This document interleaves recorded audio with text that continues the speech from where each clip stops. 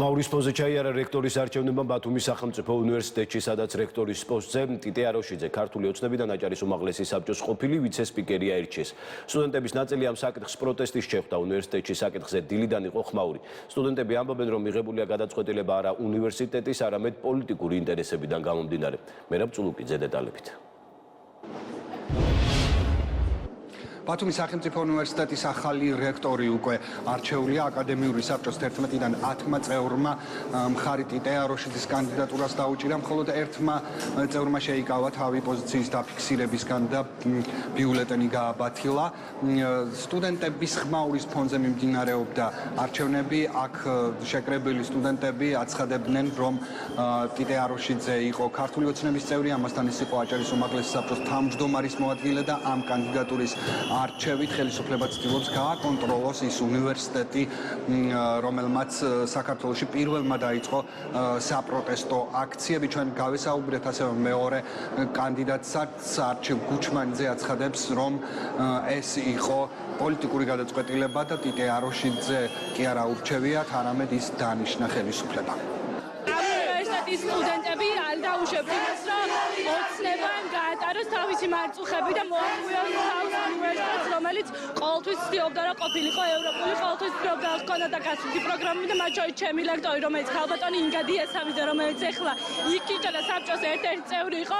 არ ვიცი, ალბათ 4 წლის განმავლობაში თავს მეწონებდა იმით, რომ ერასმუსის გასული პროგრამა ჰქონდა. ახლა არ ვიცი, ალბათ მოსკოვში გამიშვება. იმ 10 ადამიანს, რომელმაც მხარი დაუჭირა უნივერსიტეტის გარუსებას, იგივე ელის, იმიტომ რომ ქართული ოცნების პირობებში ამ ქვეყანაში არ იქნება მშვიდობა და როცა არ იქნება სამართალი, რა თქმა უნდა არ იქნება მშვიდობა.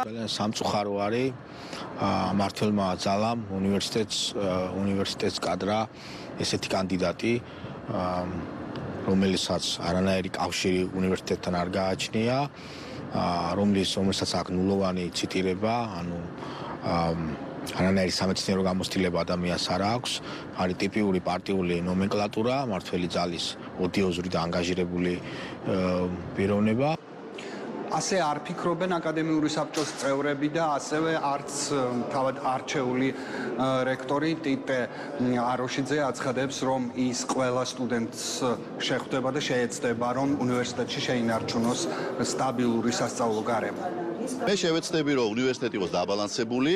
ეს არის უმაღლესი საგანმანათლებლო სტრუქტურა, სადაც როგორც სტუდენტს, ისევე ლექტორს უნდა კონდეს თანაბარი პირობები განვითარების, თანაბარი პირობები სწავლის, თანაბარი პირობები მუშაობის.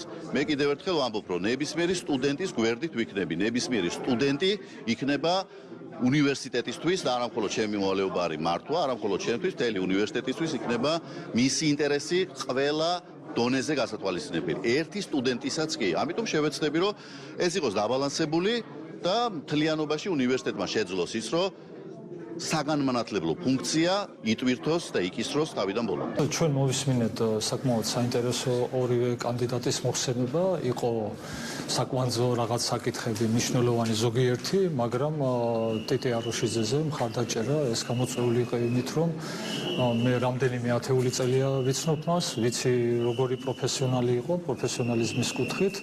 ეხლა ვთქვათ, როგორ სრულყო მან და როგორ ჩაიხედა ეკონომიკის, განათლების, საერთაშორისო ურთიერთობების საკითხებში. ბათუმის სახელმწიფო უნივერსიტეტის რექტორს აკადემიური საბჭო 4 წელიწადში ერთხელ ირჩევს. ეს მერაბ წულუკიძე იყო.